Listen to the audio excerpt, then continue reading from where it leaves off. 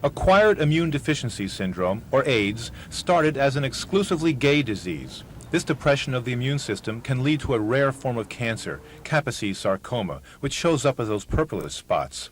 This cancer has a death rate of 80% 2 years after diagnosis. AIDS also causes unusual infections, with death rates of 100% in 2 years.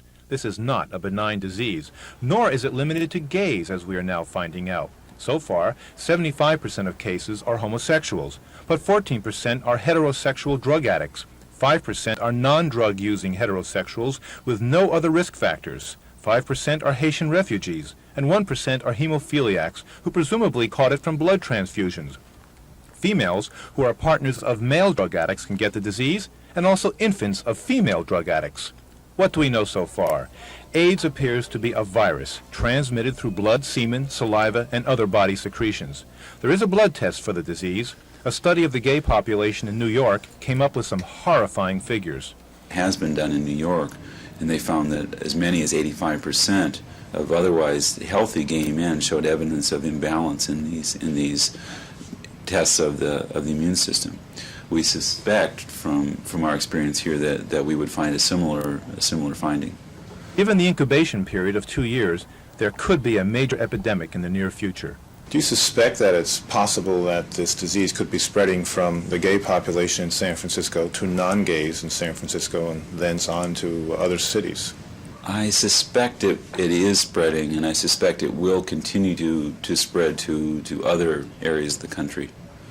In walking around the hospital today and talking to doctors and nurses, one gets a feeling that there is some fear among health professionals here about contracting this disease themselves. Special precautions are now beginning to be applied to hospital personnel handling AIDS patients. For instance, gloves are worn when drawing blood. Although San Francisco General does not require gowns and masks in handling AIDS patients, the Center for Disease Control in Atlanta is now recommending that precaution to protect doctors and nurses. There's a lot of anxiety. All of us that are taking care of the patients go through periods of personal anxiety about getting the disease. We don't know what we're dealing with, and we don't know how it's spread. One major question raised is the safety of blood transfusions. The test for AIDS costs $160. Requiring it on all donors would make blood prohibitively expensive. Some have suggested not allowing gays to donate blood, but of course non-gays can have the disease also. What about the new hepatitis B vaccine? It's made from the blood of gay men. Its safety is now being questioned. My understanding is that it's coming from gay men who have been victims of hepatitis B, which is the same community where the AIDS is most rampant now.